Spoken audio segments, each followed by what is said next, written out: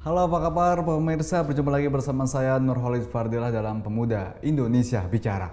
Pemirsa, di siang hari ini kita akan membahas bagaimana pendidikan di Indonesia dalam menghadapi masyarakat ekonomi ASEAN. Nah, 70 tahun Indonesia sudah merdeka. Nah, apa kabar pendidikan kita? Sudah membaikkah pendidikan di Indonesia? Bagaimanakah persiapan juga generasi-generasi muda di Indonesia untuk menghadapi masyarakat ekonomi ASEAN? Dan yang menjadi pertanyaannya adalah memang bagaimana permasalahan-permasalahan di Indonesia seolah-olah terus menjadi berputar-putar begitu, belum ada titik temunya atau titik kejelasan. Nah, kita akan bahas bersama dengan pemerhati pendidikan Indonesia, yaitu Pak Atmaji yang sudah ada bersama kita. Langsung saja, apa kabar Pak Atmaji? Alhamdulillah, masih Mas Fadil. Ya, luar biasa. Sehari ini kita membahas tentang pendidikan di Indonesia. Apakah sudah siap begitu atau mencetak generasi-generasi muda yang handal untuk menghadapi masyarakat ekonomi ASEAN? Kita tahu 1 Januari 2016 kemarin Indonesia sudah membuka seluas-luasnya begitu para pekerja-pekerja asing untuk masuk ke Indonesia atau masyarakat ekonomi ASEAN ini. Anda lihatnya bagaimana Pak Aji terkait juga pendidikan Indonesia? Apakah sudah baik begitu sistemnya untuk mencetak generasi-generasi muda di Indonesia? Ya, terima kasih. Mungkin saya awali dulu dengan wacana kita bahwa pendidikan itu banyak sekali faktor penentunya. Jadi tidak hanya dari siswanya, tidak hanya dari lembaganya, tidak juga dari pemerintah atau masyarakat, semua yang terlibat. Nah, di sini ada semacam catatan dalam benak saya yang mewarnai bagaimana warna dari pendidikan kita yang banyak orang meragukan untuk menghadapi masyarakat Asia sekarang ya. Jadi kita seolah-olah belum siap. Itu digambarkan dengan bagaimana pemerintah dalam memberikan berbagai macam fasilitas dengan diluncurkannya kurikulum 13 kemarin. Kemudian ternyata dievaluasi belum siap dan sebagainya. Ya. Jadi itu bagi kita masyarakat kadang-kadang bertanya, justru pertanyaan itu sebenarnya kepada pemerintah sebenarnya ya. Pemerintah gimana sih ini, siap kok enggak dengan kurikulum baru menghadapi situasi sekarang ini. Ya. Lah kalau kebetulan saya juga sebagai pelaku, saya juga ngajar di sebuah sekolah gitu. Jadi kalau kita siap, kita sebagai guru siap. Ya, hanya saja mungkin nggak tahu teman-teman yang lain, tapi mau nggak mau kita harus siap. Karena apa? Pendidikan itu tidak hanya kita yang menentukan, satu, fasilitas terutama lembaganya juga harus mendukung. Nah, sekarang permasalahannya siswanya ini, siswanya bagaimana, siap nggak?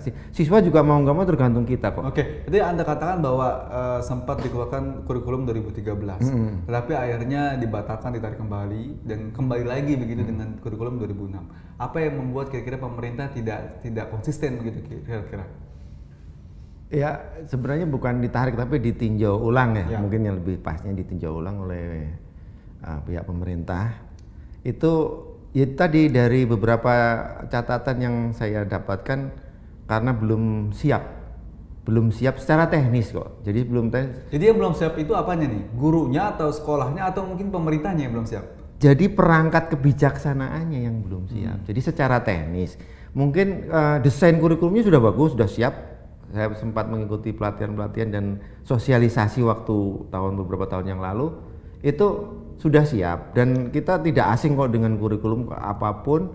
Hanya saja secara teknis, karena kita selama ini masyarakat tahu media kan hanya di kota, tidak menjangkau daerah-daerah pelosok yang secara teknis transportasi distribusinya, terutama buku, Mas Fadil, masalah buku belum siap. Guru-gurunya juga belum siap atau sekolah belum siap dengan perangkat yang harus disesuaikan dengan kurikulum yang baru. Karena kurikulum baru sekarang berorientasi banyak di bidang penggunaan media. Nah, kalau dilihat dari tadi kita bicara kurikulum ya, ada 2006, 2013, apakah ini memang sistemnya mempengaruhi guru dan juga murid dalam memang lebih fokus lagi pendidikannya sehingga memang dia keterampilannya diuji di sana dalam menghadapi masyarakat ekonomi ASEAN itu, Pak. Iya, jadi memang kurikulum tersebut sebenarnya kita mudah. Ya, mudah artinya bisa dilihat, bisa dipelajari. Ya tinggal sekarang kita tuh harus berangkatnya bersamaan begitu. Jadi kadang-kala ada yang misalkan secara kecil ya, skop kecil ada satu sekolah di satu kabupaten, hanya beberapa sekolah yang siap, tapi sekolah lain belum siap. Itu faktor banyak. Kemudian kalau masalah guru, mungkin kalau boleh saya memfokuskan di bidang gurunya saja ya. Jadi profesional guru itu dipertanyakan ini. Karena sekarang dari dulu guru itu merasa terbebani dengan administrasinya kadang-kadang, sehingga dia nggak fokus di pengajarannya begitu. Ada juga seperti itu. Tapi dengan kembali ke masalah itu tadi, lepas dari permasalahan itu kan permasalahan sebuah memang tanggung jawab seorang guru harus siap apapun, baik dia secara administrasi maupun tidak secara administrasi, dia kan sudah berpengalaman. Itu dengan catatan saya perhatikan itu ada kelalaian tanda kutip ya. Jadi ada kelalaian dari pihak dulu ya, kebijakan pemerintah yang telah menghapus dulu ya, itu pabriknya guru dihapus. Maksudnya pabriknya guru gimana? Pabrik guru itu begini, pabrik itu adalah tempat yang menghasilkan sebuah produk. Ya. Nah, sebuah produk. Saya ingat peristiwa tahun 86, 85, 86. Itu di tingkat menengah, itu untuk guru SD namanya SPG dulu. Kemudian kebetulan saya di IKIP ya, Institut Keguruan Malang ya, itu juga dihapus, dilebur menjadi perguruan tinggi umum, universitas menjadi.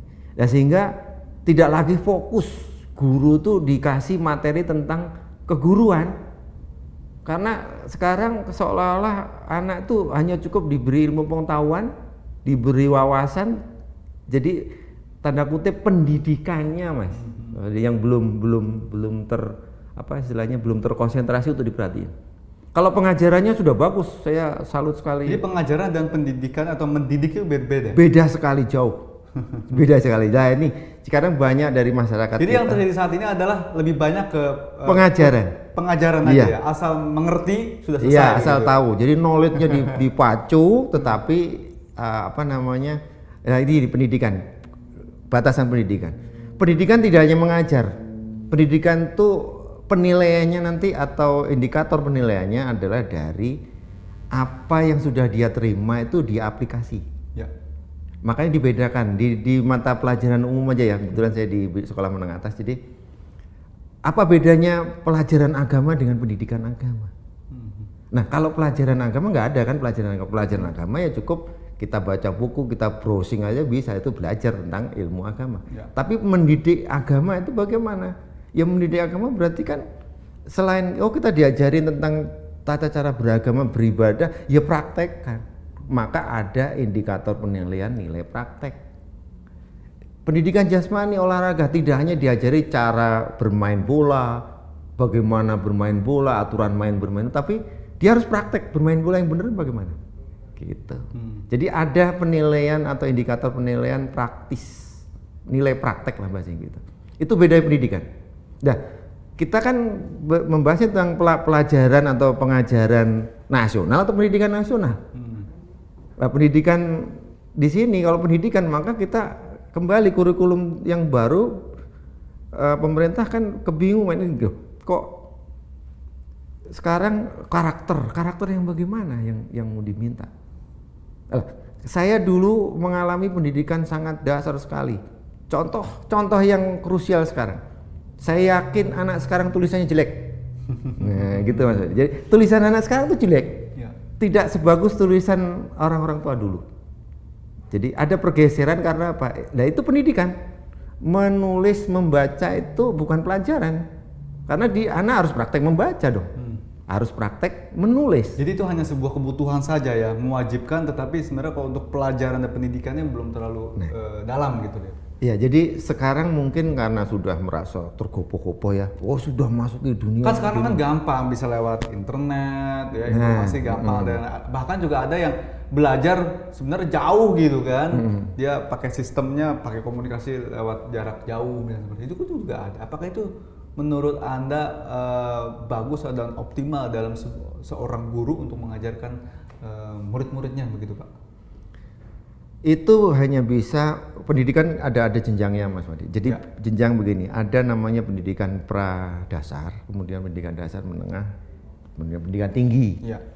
Kalau penggunaan media itu memang seefektifnya tuh di menengah ke atas, bukan di tingkat dasar. Kalau media dipakai sebagai sumber belajar boleh, tetapi sekarang artinya, tapi jangan sampai begini. Siswa nanti akhirnya lebih percaya kepada, kata orang Mbah Google ya, lebih percaya kepada itu teknologi lah ya. Iya, daripada gurunya. Dia lebih taat kepada media daripada taat kepada gurunya. Baik. Kita tahan dulu Pak Haji dan pemirsa, kita masih akan membahas tapi saat lagi tetap di Pemuda Indonesia Bicara.